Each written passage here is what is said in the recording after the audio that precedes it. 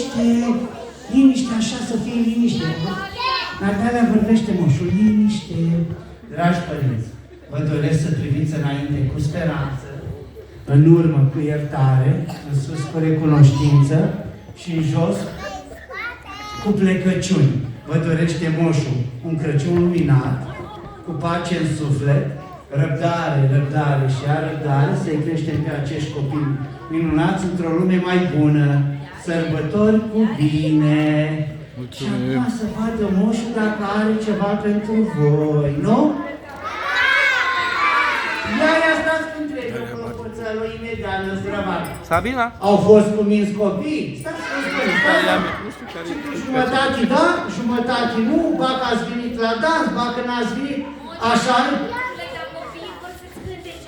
Așa, da, acum i-a spus, dar stai să întreb dacă au fost părinți atunci cuminți. Părinții au fost cuminți, au ascultat mamele de tătici?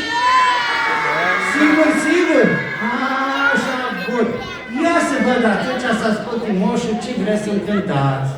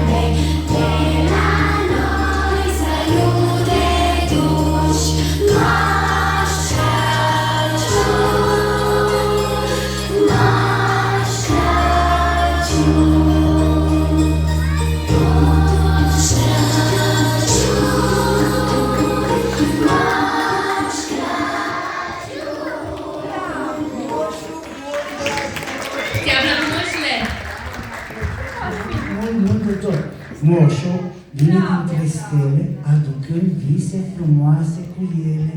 Eu voi veni și seara de ajun, după ce o să treacă moșenii pe la gene. E moșul ăla mult mai bătrân decât Moș Crăciun și Moș Nicolae, cu barba lungă, care aduce somnul dulce la dulce, praf de stele între gene, somn ușor, spune moșenii. Și apoi vine și Moș Crăciun. Dragi moșuri, vine acum vacanța,